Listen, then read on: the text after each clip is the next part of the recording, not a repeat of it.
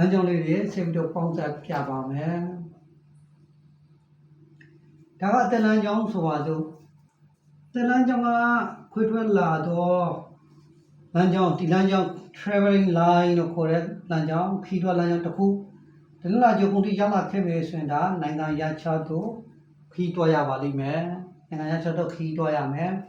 ရန်ဝေးကွာတဲ့နိုင်ငံအမေရိကတို့ဩစတြေးလျတို့အီတလီတို့ဂျာမနီတို့ဂျပန်တို့စသည့်အပြင်ဝေးကွာတဲ့နိုင်ငံတွေကိုခီးတွားရပါလိမ့်မယ်မနော်ဒီလိုခီးတွားလမ်းကြောင်းမပါဘူးဆရာကြီးမှာမေးတယ်အမေရိကန်နိုင်ငံသားပဲခံယူထားတဲ့တရားမှာမေးတယ်သူ့ရဲ့အသက်လမ်းကြောင်းကဒါအသက်လမ်းကြောင်းဒီလိုလာတယ်ဒီဘက်ကတောက်ကြကြုံလို့ဒီလို white မနေဘူးเนาะဒီလို white မနေပဲအသက်လမ်းကြောင်းကဒီဘက်တို့လာတဲ့အခါမှာကြာလို့လေဒါနိုင်ငံရချမှာအရှိရှားရမယ်ဆိုတဲ့အရှိနေထားကိုအန်တရားကဖော်ပြလာတယ်အသက်လမ်းကြောင်းဆိုတာအသက်ရှည်တာကိုဖော်ပြတယ်လို့အသက်ရှင်ရက်တည်ရနေရာဒေသကိုလေဖော်ပြတယ်တလက်လာကြုံခုဆိုတာကခရီးသွားနိုင်ငံရချကိုညှိညွှန်းတယ်အသက်လမ်းကြောင်းဆိုတဲ့ဒါအသက်ရှင်ရက်တည်ရနေရာဒေသကိုဖော်ပြတဲ့လမ်းကြောင်းကဒီဘက်တလက်လာကြုံခုပဲတော့ရောက်လာတယ်သူ့မဟုတ်ဒါကလက်ဝါးပြင်းရဲ့စင်တာ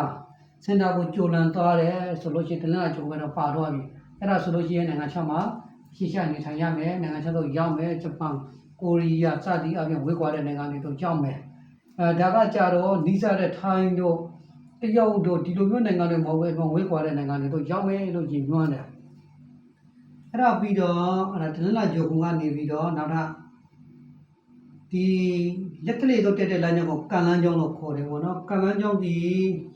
တလက်လာကြုံကတက်တယ်ဆိုလို့ရှိရင်ဒါကနာမည်ကြိုကြားမဲ့လက္ခဏာလို့ခေါ်တယ်နာမည်ကြိုကြားမဲ့လူထုရဲ့